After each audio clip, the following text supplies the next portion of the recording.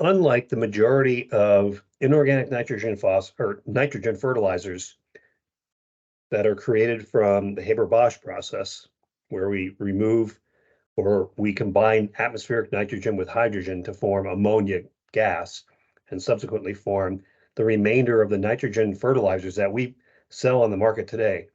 Phosphorus fertilizers do not come from the atmosphere. They're actually mined. They are mined. And so these types of fertilizers, phosphorus fertilizers, are a limited resource on the face of the planet. Maybe you've read some articles that say we have 50 years left, or we have 100, or we have 200 years left. I would say we have a couple hundred years left if you look at what I'm going to share with you on the next few slides. So all of our inorganic phosphorus fertilizers are produced from rock phosphate. And in places like you see in this picture here, this is in southeast Idaho within the United States. And this is a rock phosphate mine. The soil pH in this area is basic. The formation is basic. And because we know something about how phosphorus forms in soils over time, we can, if we understand geology, we can find these formations across the face of the planet and mine phosphorus as rock phosphate for phosphorus fertilizers.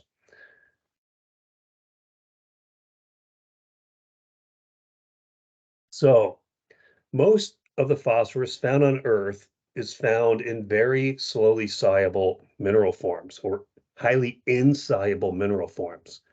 So an example of this is hydroxyapatite, which is what was being mined in southeast Idaho, or fluorapatite, okay? And these types of minerals are found in soils as well as rock formations, and all the phosphorus fertilizers that we generate are mined from these types of phosphorus mineral phases. So how do we know that this is what we're after when we're mining for rock phosphate? We know that based on the diagram that you see in the top right-hand corner of this slide. We learned about this figure in a previous video.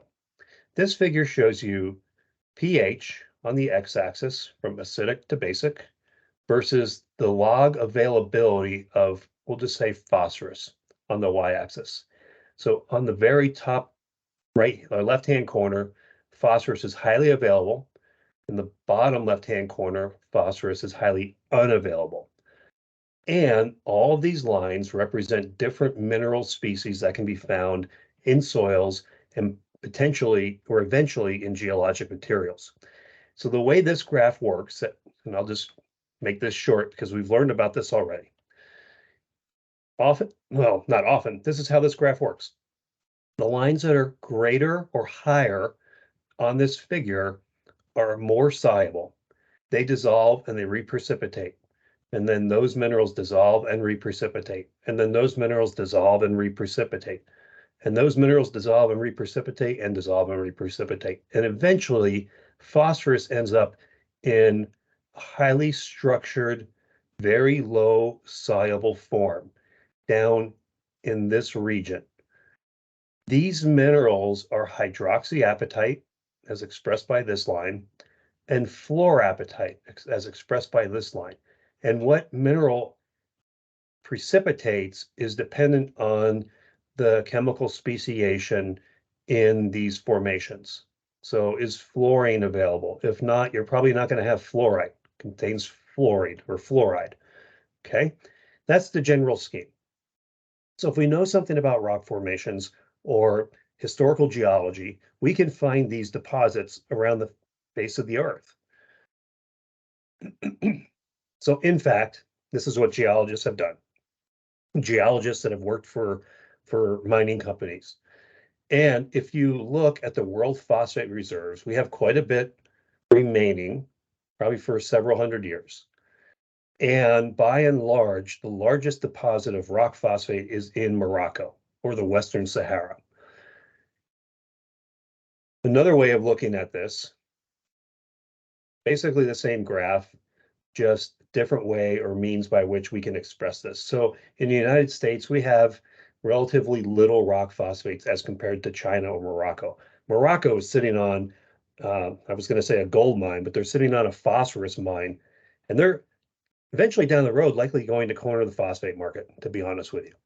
So this is what happens. We mine rock phosphate, we crush it, we do other chemical processes to it to form the inorganic phosphorus fertilizers that we sell on the market today.